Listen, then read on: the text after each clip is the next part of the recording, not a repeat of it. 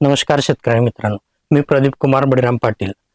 आपण आज आहोत दादासो प्रदीप विनायक पाटील, राहणार गुंभावल, तालुका चोपडा, जिल्हा जळगाव यांच्या केळी बगीच्यामध्ये.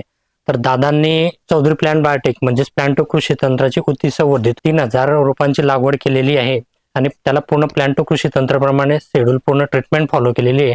तर त्याविषयी आपण पूर्ण कसं नियोजन केलेलं आहे त्याविषयी आपण पूर्ण सविस्तर माहिती घेऊया. माझे नाव प्रदीप विनायक पाटील, राहणार गुंभावल खुर्द, तालुका चोपडा, जिल्हा जळगाव. 1995 सालपासून शेती करतोय. 3000 केळीचे रोप लावलेले. प्लांटो कृषी तंत्राच्या सर्व खत वगैरे सर्व वापरतोय.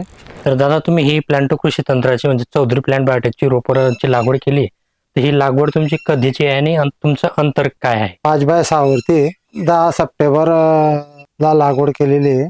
तर दादा, रोपं लागवड केल्यानंतर तुम्ही काही जे ड्रिंचिंग असेल, फवारणीचं जे नियोजन असेल, तर तुम्ही कशा पद्धतीने केलं? पहिली ड्रिचिंग प्लांटो रायझा, फ्लोरिस आणि ट्रायको याची ड्रिचिंग केलेली. 10 दिवसांनी दुसरी ड्रिचिंग प्लांटो 319 आणि पिस्टीम असे वापरलेले. तिसरी ड्रिचिंग प्लांटो ऑर्नेट कीटकनाशक आणि बुरशीनाशक याचे केलेले. रोप लागवडीनंतर तुम्ही जे फवारणीचं नियोजन केलं, तुम्ही त्यामध्ये काय काय औषधं घेतली आणि कशा पद्धतीने नियोजन केलं त्याविषयी माहिती सांगा. रोप लागवडीनंतर 4 फवारण्या घेतल्या. कीटकनाशक, बुरशीनाशक आणि प्लांटो पिस्टीम, प्लांटो मायक्रो याच्या फवारण्या केल्या. तुमचं फवारणी ड्रिंचिंग नियोजन झाल्यानंतर तुम्ही खतांचं नियोजन म्हणजे हजारीप्रमाणे कशा पद्धतीने केलं ती शेतकऱ्यांना सविस्तर माहिती सांगा. पहिला डोस 20 दिवसानंतर DAP, पोटॅश, युरिया आणि प्लांटो दाणेदार या पद्धतीने डोस दिले. 45 ते 50 दिवसाचे रोप झाल्यानंतर 10-26 ची एक बॅग, पोटॅशची एक बॅग, प्लांटोमिन आणि युरिया मिक्स करून दिले.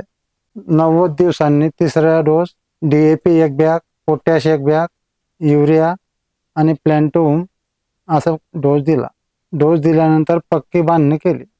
तर दादा, 3 डोस झाल्यानंतर 90 दिवसाची केळी झाल्यानंतर तुम्ही पुढील नियोजन कसं केलं केळीसाठी त्याविषयी माहिती सांगा. 90 दिवसानंतर 3 डोस झाल्यानंतर आपण प्लांटो ड्रिप, पिस्टीम, बुरशीनाशक, कीटकनाशक असं दर 8 दिवसांनी निसवळेपर्यंत ठिबकद्वारे दिलं. 120 दिवसाचे असताना बेसिलेक, फॉस्फोरॉन आणि केविल असं सोडलं.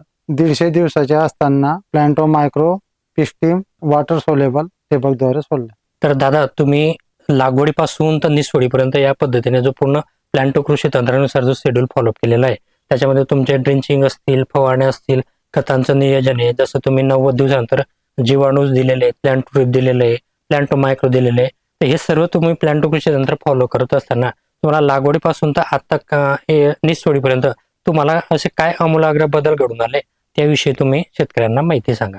पूर्ण प्लांटो कृषी तंत्र वापरल्यामुळे रोपांचे एकदम वाढ झाली आणि निसवड वगैरे चांगला झालेला आहे आणि वादेदार माल आहे. एकदम निसवड झाल्यामुळे क्वालिटीचा माल आहे एकदम. निसवड झाल्यानंतर जेणेकरून ही तुमची निसवड जी आहे ती उन्हाळ्यातच झालेली आहे.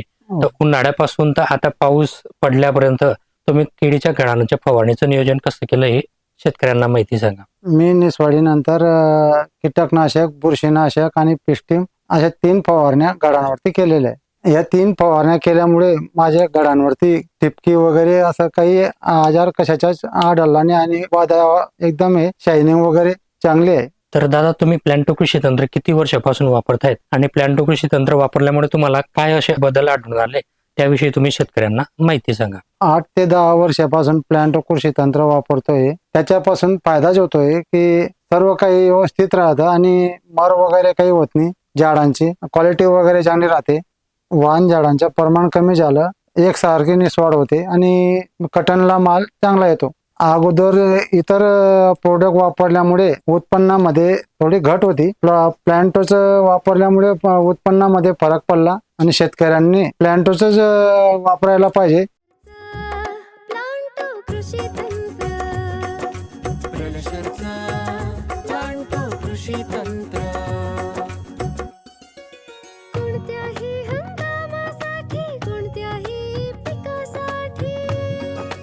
खरगोश उत्पादनासह निर्यातक्षम मालासाठी समृद्धीचा महामंत्र